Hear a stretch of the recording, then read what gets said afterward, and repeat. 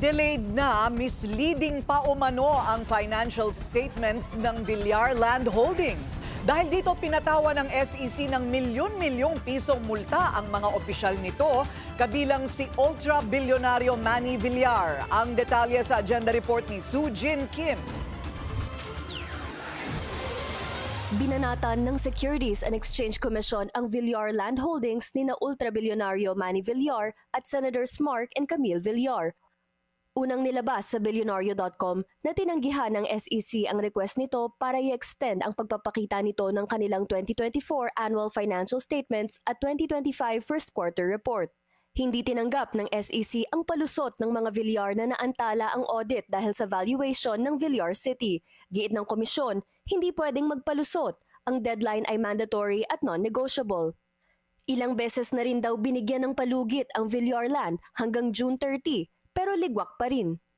Batay sa record ng SEC, naglabas ang kumpanya ng current report noong March 28 na nagpapakitang inaprubahan na ng board ang paglalabas ng 2024 financial statements kahit hindi pa tapos ang audit. Flinag ito ng komisyon na makapanlin lang.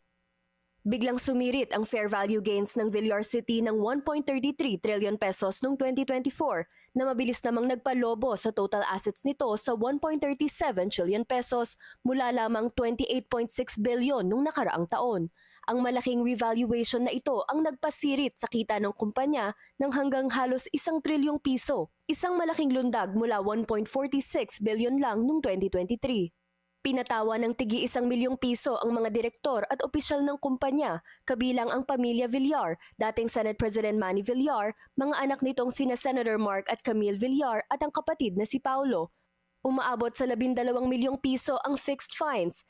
Hindi lang yan, may karagdagang penalty araw-araw na tig 2,000 piso bawat opisyal o kabuang 24,000 piso kada araw hanggat hindi nilalabas ang report.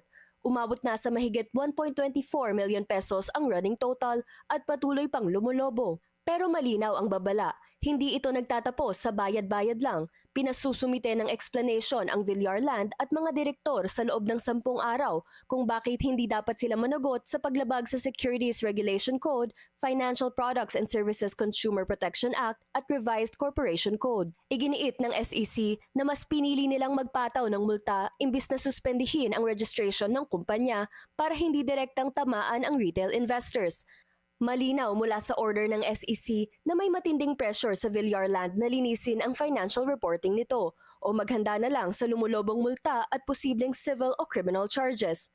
Para sa agenda, Soo Jin Kim, Billionario News Channel. Bukas daw na magpaliwanag sa mga isyong inilabas ng SEC. Nangako rin itong tutugon sa order ng ahensya in due course.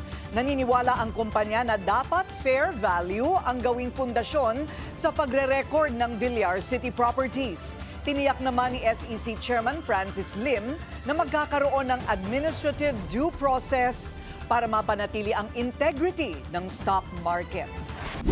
Manatiling nakatutok sa Billionario News Channel. Sumubaybay sa aming social media accounts at mag-subscribe sa aming YouTube channel para sa mga bago at eksklusibong balita.